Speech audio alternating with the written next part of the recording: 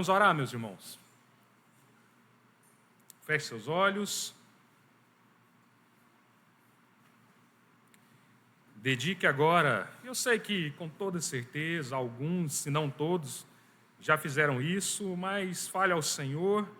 Dedique ao Senhor mais esse tempo somente a Ele. Peça a Ele que nada venha atrapalhar o culto prestado somente a Ele. Esqueça aquilo que você precisa fazer amanhã. Esqueça a sua obrigação de acordar cedo e ir para o trabalho, levar filhos para a escola, tocar a sua empresa. Esqueça tudo.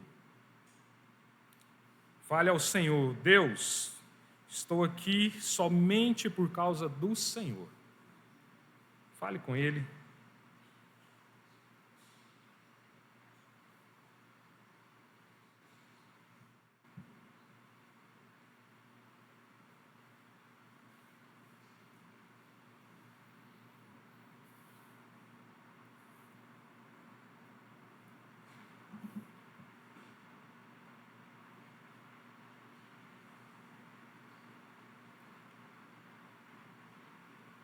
Senhor Deus, obrigado pelo privilégio que temos de estarmos aqui cultuando ao Senhor livremente. Obrigado, Deus, porque foi o Senhor que nos chamou. Não foi de vontade própria que estamos aqui, mas porque nós entendemos o chamado do Senhor, entendemos a importância de estar aqui na presença do Senhor, meditando, cantando louvores ao Senhor.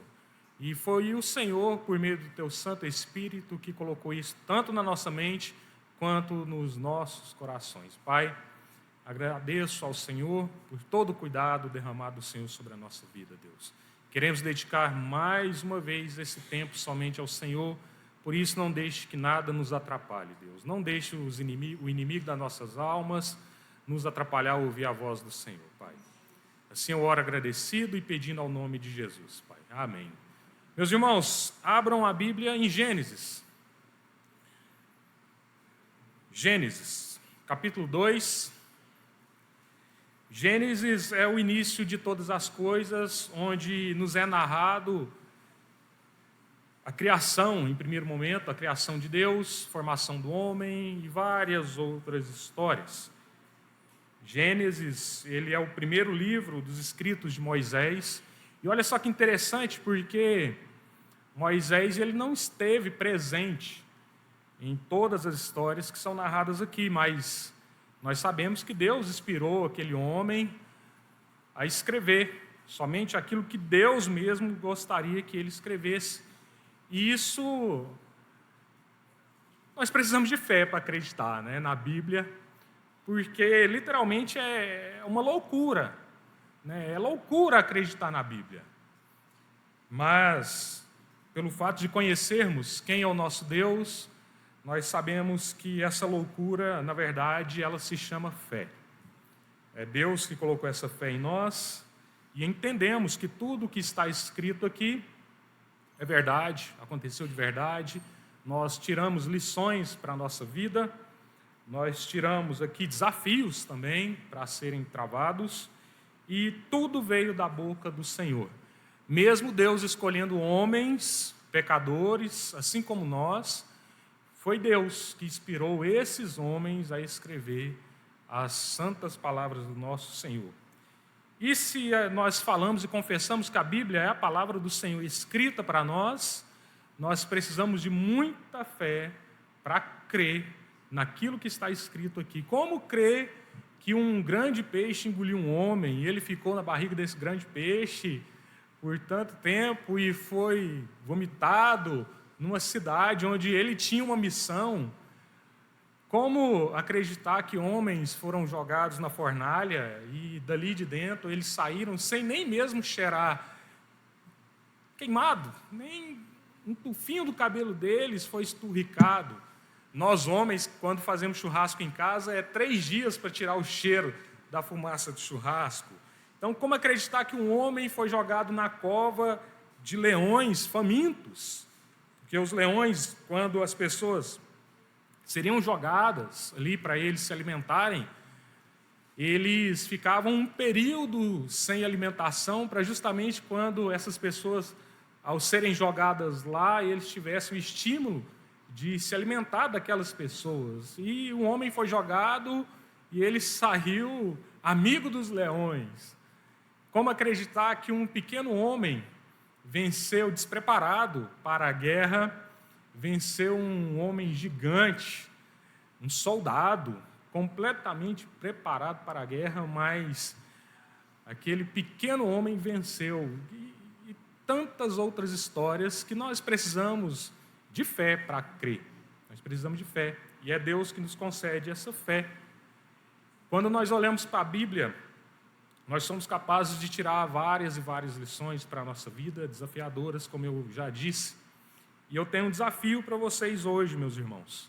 Tenho um desafio dado por Deus ao meu coração, e eu espero que os irmãos entendam aquilo que Deus quer falar com vocês nessa noite. Gênesis capítulo 2, apenas um verso de número 18.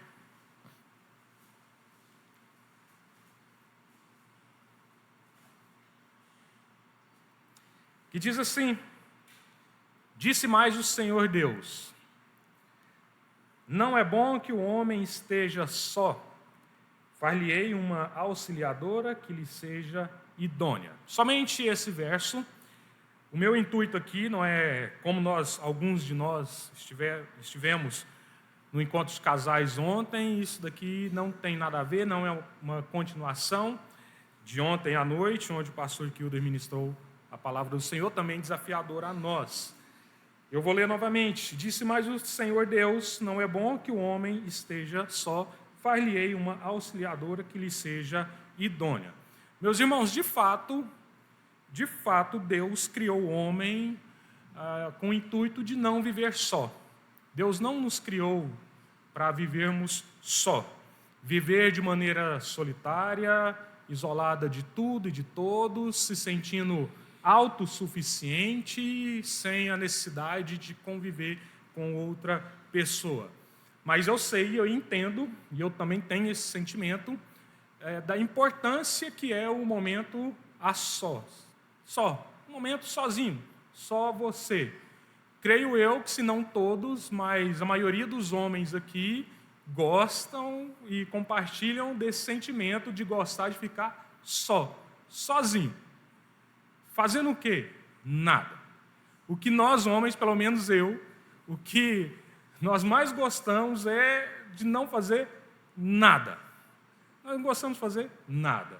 Nós queremos ficar em frente à televisão, trocando de canal, e o que você está assistindo? Chega a mulher e pergunta, nada. Mas você está mudando de canal, tudo bem, mas eu não estou fazendo nada. Aí chega a mulher e fala, mas fulano, o que você está fazendo isso? Só fala, nada. Então, para vocês, mulheres, não se espantem, que é normal a gente gostar de não fazer nada. Isso é completamente normal.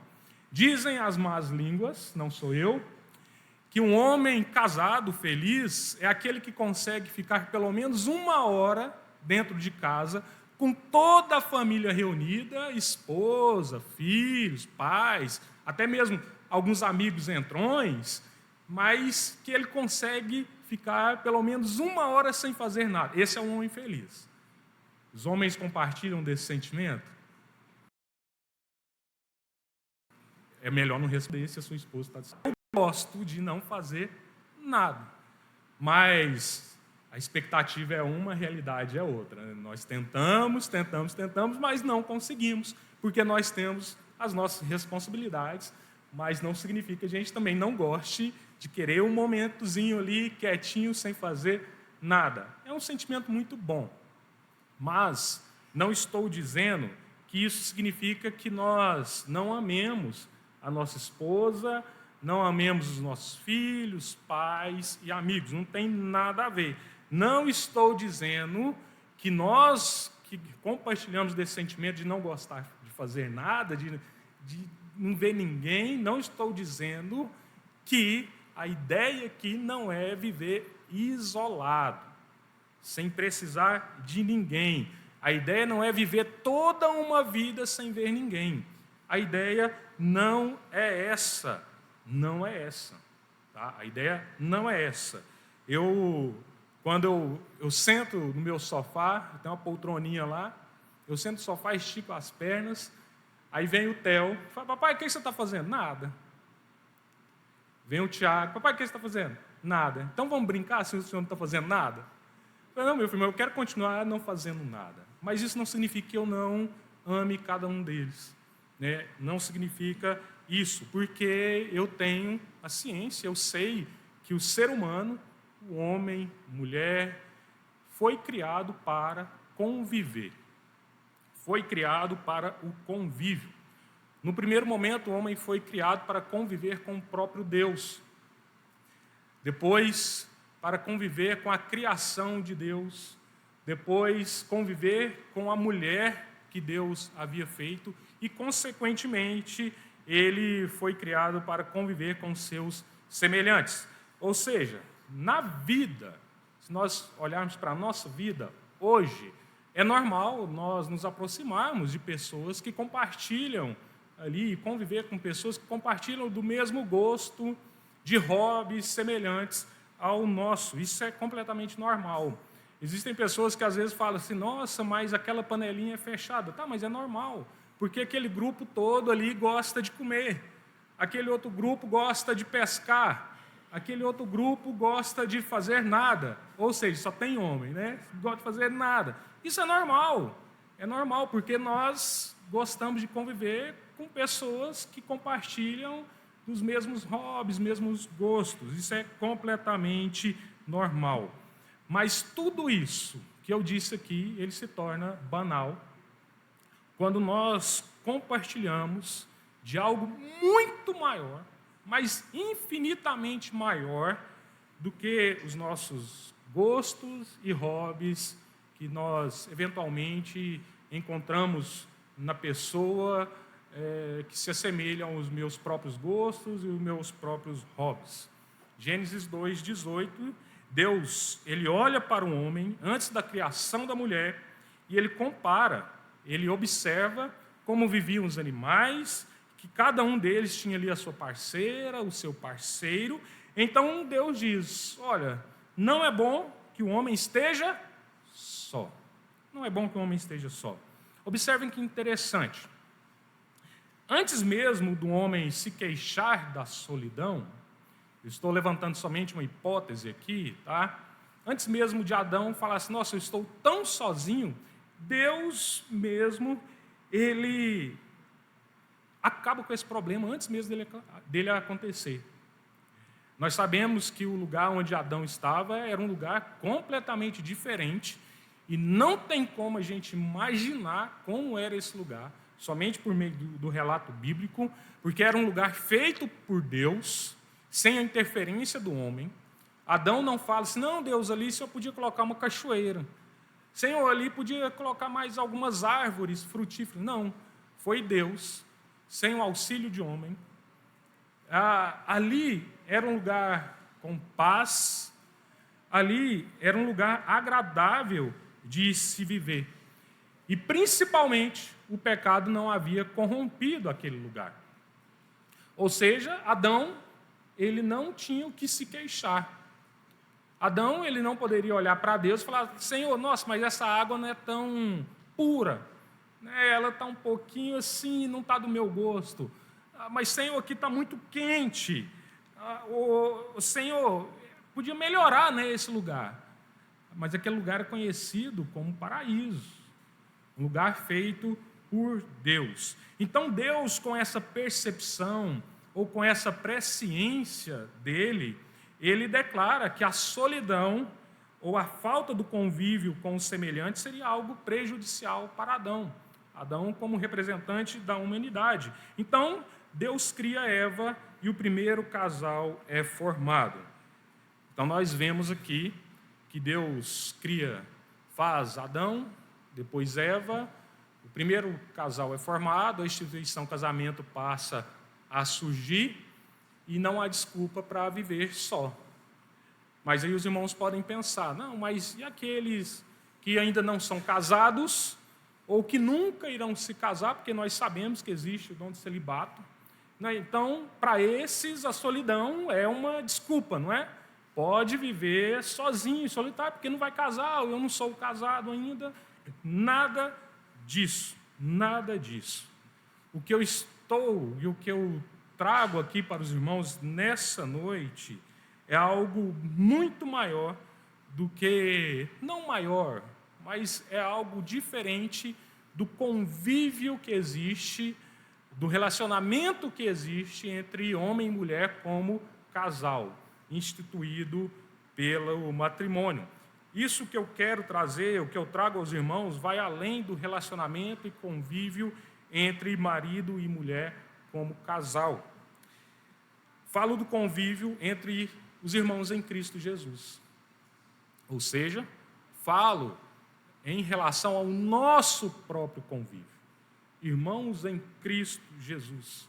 Romanos capítulo 12, versos 9 a 21, nos aconselha a praticar o amor e honrar os outros, sermos zelosos e fervorosos no Espírito, servindo ao Senhor, esperançosos e pacientes na tribulação e perseverantes na oração, nos mostra e nos orienta a compartilhar o que temos com os irmãos que têm necessidade e praticarmos a hospitalidade. E o texto ele continua com várias outras práticas que devemos seguir. E no versículo 15 diz o seguinte: alegrem-se com os que se alegram e chorem com os que... Então vamos repetir esse versículo? Romanos capítulo 12, verso 15 diz: alegrem-se. Mas aí eu faço uma pergunta para vocês, meus irmãos. Como fazer isso? Como se alegrar com os que estão alegres? E como sentir a tristeza com aqueles que estão chorando? Se eu não tenho convívio com meu irmão. Como fazer isso? É impossível. Então, como fazer isso se a gente não convive? Como fazer isso se eu não tenho comunhão com meu irmão? Como eu vou me alegrar com ele por causa de uma conquista? Como que eu vou chorar com ele por causa de alguma tragédia se eu não vivo em comunhão, se eu não convivo com meu irmão em Cristo? Isso é impossível. Isso é impossível, mas nós precisamos pensar nisso. Como se alegrar com os que estão alegres e como chorar com os que estão entristecidos? Como ser um ombro amigo se eu não convivo com a pessoa que compartilha da mesma fé? Nós devemos saber, meus irmãos, que a solidão ou o isolamento, ele não é e nunca será uma válvula de escape para qualquer pessoa que seja, independentemente do momento que ela esteja passando, esteja vivendo. A solidão não é uma válvula de escape para qualquer pessoa e qualquer momento que ela esteja vivendo. Seja um momento de alegria, seja em momento de tristeza. Estou alegre, não vou falar para ninguém, não quero compartilhar isso, eu quero curtir aqui a minha alegria, porque alguma coisa pode acontecer se eu compartilhar essa vitória. Eu estou tão triste, uma tragédia aconteceu comigo. Não, eu não preciso de ninguém, eu consigo. Ou às vezes eu nem consigo, mas eu não quero compartilhar com ninguém. Essa não é uma característica de pessoas que se dizem crentes. Não é uma característica. A importância do convívio entre os irmãos é exposta por Davi no Salmo 133. Um cântico de peregrinação que provavelmente era entoado durante uma viagem de um grande grupo de pessoas que nós conhecemos como caravana. Era normal viajar em grupos, porque quando as pessoas viajavam em grupos, inibia o ataque de animais selvagens e também inibia o ataque de ladrões, quando você estava viajando em grupo, quando viajava-se em grupo no período bíblico, porque nós bem sabemos que existiam ladrões que ficavam à beira das rotas, principalmente das rotas comerciais, que era bem conhecida pelas pessoas, e ali eles ficavam justamente para atacar um peregrino solitário. Então existia uma certa proteção quando se viajava em grupo, mas quando a pessoa viajava de maneira solitária, era fatal. Ou um ataque de animal selvagem, ou um ataque de algum assassino, algum ladrão. Então, esse tipo de peregrinação que acontecia era normal. Um exemplo era quando as pessoas se dirigiam a Jerusalém a fim de festejar as festas da época, a fim de participar das festas da época. As pessoas iam em comboio, as pessoas iam como peregrinos, mas em caravana. Então, isso era completamente normal de acontecer. E o Salmo de número 133, diz o seguinte: ó, como é bom e agradável viverem unidos os irmãos, é como óleo precioso sobre a cabeça, o qual desce para a barba de Arão, e desce para a gola de suas vestes. É como o orvalho do Hermon que desce sobre os montes de Sião. Ali ordena o Senhor a sua bênção e a vida para sempre. Meus irmãos, o que o Salmo nos mostra aqui é o valor que existe do convívio entre as pessoas que andam de modo digno da vocação, com humildade, mansidão, longanimidade e suportando o outro, mesmo que não goste, mas você suporta o outro por causa do amor e se esforça para manter a unidade do Espírito, amarrando em si a paz. Esses que entendem essas palavras, entendem e sabem também que existe somente um corpo e espírito, uma só esperança, um só Senhor, uma só fé, um só batismo, um só Deus e Pai, como está escrito em Efésios capítulo 4. Essas pessoas que entendem o valor do convívio entre os irmãos, entendem que são unidas por todos esses pontos que eu acabei de falar. Se os irmãos quiserem saber mais, leiam Efésios capítulo 4 em casa. Então, tudo isso se torna o quê? O elo que nos mantém unidos como um só povo. Como um só povo. E olhe só, meus irmãos, a comparação que Davi usa no Salmo de número 133 para mostrar essa preciosidade quando nós nos reunimos, quando nós convivemos uns com os outros. Nós vemos também em Hebreus capítulo 10, versos 19 a 25, nós encontramos assim: tendo, pois, irmãos, intrepidez para entrar no Santo dos Santos, pelo sangue de Jesus, pelo novo e vivo caminho que ele nos consagrou pelo véu, isto é, pela sua carne, e tendo grande sacerdote sobre a casa de Deus, aproximemo-nos com sincero coração e em plena certeza de fé, tendo o coração purificado de má consciência e lavado o corpo com água pura. Guardemos firme a confissão da esperança, sem vacilar, pois quem fez a promessa é fiel. Consideremo-nos também uns aos outros, para nos estimularmos ao amor e às boas obras. E continua o texto: não deixemos de congregar-nos, como é costume de alguns. Antes, façamos admoestações, e tanto mais quando vedes que o dia se aproxima. Hebreus capítulo 10, 19 a 25. E aí eu faço a pergunta, na verdade, uma afirmação.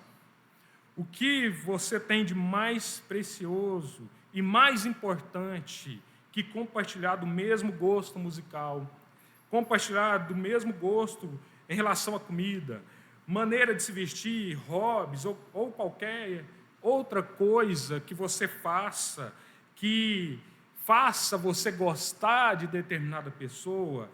O que nós temos de muito valioso, muito mais valioso do que isso, é a nossa fé em Cristo Jesus. A nossa fé em Cristo Jesus é maior do que qualquer outra coisa que me faça gostar de estar na presença de outra pessoa.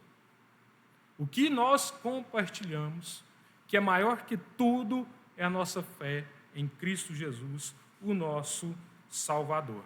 E sabendo da importância do povo de Deus viver em união, é que Davi faz a comparação da união do povo de Deus, voltando ao Salmo 133, com o óleo da unção e com o orvalho que rega os montes. Veja a importância do simbolismo desses dois elementos que nós encontramos no Salmo. Em primeiro lugar, o óleo. Olha só, tanto que isso é interessante. Tanto Christos, tanto Messias, tanto esses dois termos, que está relacionado à pessoa de Jesus Cristo, quer dizer ungido. Não é qualquer ungido, é o ungido de Deus, é o Filho de Deus. Um dos títulos de Jesus, a quem Deus escolheu para ser o Salvador da humanidade. Agora, quando nós olhamos para o óleo que era derramado na cabeça da pessoa, quando esse óleo era derramado na cabeça da pessoa, tinha o intuito de separá-la para cumprir determinada missão, um serviço especial. Profetas, sacerdotes e reis foram ungidos, mas diferentemente desses profetas, sacerdotes e reis que foram ungidos com o óleo, Jesus foi ungido pelo Espírito Santo, e nós encontramos em Lucas capítulo 4, 18. Assim nós vemos a importância desse óleo, que era usado somente em ocasiões especiais. Jesus Cristo foi e é o ungido de Deus, o Messias, o Cristo, o escolhido de Deus. Deus escolheu sacerdotes, profetas e reis para serem ungidos. Nós fomos escolhidos por Deus, e a graça dele foi derramada sobre nós. A graça salvífica de Deus foi derramada sobre nós. O Espírito Santo de Deus que habita em mim, habita também em você. Habita também em você. A fé que nós temos no Salvador é a mesma. É isso que nos mantém unidos. O Espírito Santo de Deus está em nós. Nós compartilhamos do mesmo Deus. Nós compartilhamos da mesma fé em Cristo. Nós compartilhamos do mesmo Salvador, do mesmo Espírito. O segundo elemento é o orvalho, que nos é dito. A névoa noturna que cobre ali os mais altos montes e também os mais baixos, com suas pequenas gotas que aparecem sobre a vegetação, tanto dos mais altos quanto dos mais baixos. E o que isso representava ali naquela época? Esse orvalho, meus irmãos, era o que mantinha vívida a vegetação. E os pastores sabiam que caía o orvalho, por isso eles levavam as ovelhas a fim de se alimentarem e também descansarem. Mesmo que abaixo, nos pés dos montes, mesmo que estivessem passando por um momento de sequidão, mesmo que ali embaixo não se plantasse mais nada por causa do clima, nesses montes, por causa do orvalho, ainda era possível encontrar pastos verdejantes. Ainda era possível levar as ovelhas para se fartarem. O orvalho de Deus era derramado, por Deus era derramado nos montes. Olha só o que Davi fala. Olha, a união que existe do povo de Deus é como óleo precioso derramado sobre a cabeça de profetas, sacerdotes e reis. Olha, a união do povo de Deus é como o orvalho que desce sobre os montes, que mantém vívido toda a vegetação, tão necessária para as ovelhas se alimentarem. Então, o que nós concluímos? Nós concluímos que o convívio entre os irmãos deve ser como uma reunião de uma grande família que mora perto. Uma família que mora no bairro, ali nas proximidades. Ou melhor, uma família que vive em um mesmo local. É como uma grande casa que está ali os filhos, netos, os pais, os avós, marido, mulher. É como uma grande família reunida na mesma casa. A ênfase está na união entre os irmãos. Por quê? Porque quando os irmãos se unem, ali Deus derrama bênçãos. Ali Deus derrama vida. Ali Deus derrama bênçãos e vida, como nós vemos no texto de Salmo 133. É como se assentar à mesma mesa no domingo. Nós temos essa tradição. Domingo, o almoço vai ser em família. É isso! É um almoço em família. É o grande povo de Deus reunido para almoçar, todos juntos e unidos, por causa da união que nós temos, por causa de Cristo Jesus. É esse o poder do convívio do povo de Deus. É esse o poder. É um povo se assentando numa grande mesa, unidos. E quando estamos unidos, as dádivas de Deus descem sobre nós. Assim como o óleo que escorre da cabeça, assim como o poder do Espírito Santo que desceu sobre os nossos irmãos em Atos, nós somos abençoados por Deus, por causa da nossa união, por causa da nossa mesma fé, por causa do nosso mesmo Deus. Quando nós estamos mais que reunidos, meus irmãos, quando nós estamos verdadeiramente unidos em Cristo, somos capazes de sobreviver a perseguições, somos capazes de não nos queimarmos no fogo da fornalha ardente. Os grilhões das cadeias não nos mantêm encarcerados. E a morte não é o nosso fim. Não é o nosso fim, porque aquele que nos une é maior que todas essas coisas. E ele venceu a própria morte. É por isso que nós devemos nos manter unidos, por causa do nosso Senhor e Salvador. É por isso que não é bom que irmãos em Cristo estejam só. Não é bom que irmãos em Cristo estejam só. É por isso que nós não devemos deixar de congregar, como é costume de alguns. Em Marcos, capítulo 6, 7, Jesus poderia muito bem enviar os seus apóstolos sozinhos, porque Jesus olha, tem os 12, os 11, e ele começa a enviá-los, mas ele não envia eles sozinhos, mas pelo contrário, ele decide enviá-los de 2 em 2, porque ele sabia da importância de ter um companheiro ao lado para cumprir a missão que Deus havia dado a eles. E é por isso que nós não devemos viver só. Que você tenha, meu irmão, um companheiro que compartilhe da mesma fé em Cristo Jesus para desabafar, para conversar. Que você tenha, que nós tenhamos pelo menos um, para que nós não vivamos a nossa vida cristã sozinha. Nós temos exemplos bíblicos de pessoas que viveram, sim, momentos de solidão, mas foram pessoas que estavam vivendo momentos de solidão por causa de uma missão específica dada por Deus, como, por exemplo, quando Moisés sobe ao Monte Sinai, quando Jonas é enviado a Nínive, Felipe, quando ele corre atrás daquela carruagem, e o próprio Jesus Cristo, ele teve que passar sozinho pelo deserto. Ou, então, quando pessoas estavam passando por um momento de sofrimento, como também nós sabemos de Elias na caverna, Jó em sua aflição, assim como Jeremias, e o próprio Cristo Jesus, quando está próximo da sua crucificação, ele estava passando por um momento de angústia e sofrimento, quando ele estava no Getsêmani. Agora, nós precisamos refletir, porque aqui são casos à parte. Deus havia dado missão específica para que um solitário fosse, mas Deus estava com ele. E alguns irmãos passaram por momentos de aflições, mas Deus também estava com eles. Mas nós precisamos refletir, como está o nosso convívio com as pessoas que compartilham da mesma fé em Cristo? Como está o seu convívio? Como está o meu convívio com as pessoas que eu digo serem irmãos em Cristo Jesus?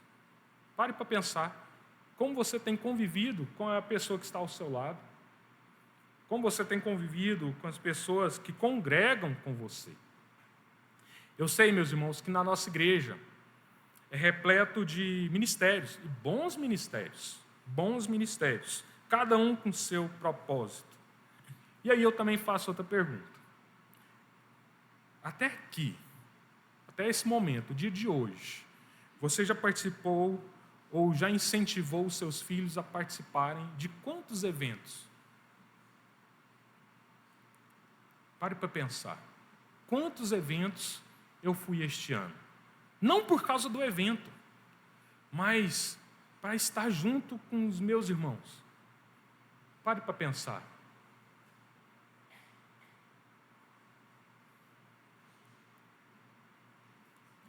O quanto você está envolvido em comunhão com seus irmãos? Em quantos eventos você participou por causa de estar junto com os irmãos? E o quanto você realmente está envolvido? É para se refletir.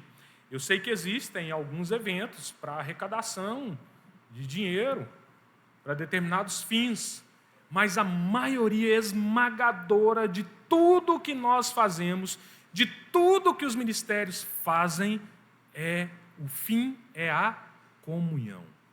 O fim é a união do povo. O fim é estar próximo com o irmão em Cristo. A maioria esmagadora tem esse alvo. Hoje, se não me engano, tem cantina, não tem? Tem um propósito, não tem? Arrecadar dinheiro para os missionários. Nós temos um propósito. Mas além da arrecadação do dinheiro, como é gostoso ficar ali, conversando, batendo papo, jogando conversa fora. Isso é precioso demais. Por que se torna precioso? Porque a palavra do Senhor diz que quando nós nos unimos, Deus abençoa. Quando nós convivemos, Deus derrama vida. É por isso que é precioso a união que existe entre nós. E a pergunta também é: qual o seu motivo? Qual é a sua desculpa para não conviver com os irmãos em Cristo Jesus? Qual é a sua desculpa? Para não estar ali numa roda de conversa? Ah, não, mas não dá certo. Vai, procura outro grupo que você vai se encaixar, eu tenho certeza, que todos nós somos diferentes uns dos outros. Então não perca essa oportunidade. Como eu falei, existem dois lados da moeda. Qual lado que você está? Você está solitário por causa de uma missão dada por Deus, ou está em um momento desagradável da sua vida, que nós passamos por momentos desagradáveis, ou simplesmente você não enxerga o valor de viver junto com o irmão? Qual lado da moeda você está? E se for o último caso, eu digo que não é bom que você esteja só. Não é bom que você esteja só. Então procure verdadeiramente fazer parte do corpo. Aprenda a chorar com os que choram e se alegrar com os que estão alegres. Mas saiba, você só conseguirá fazer isso se você conviver. Se você conviver. Feche seus olhos.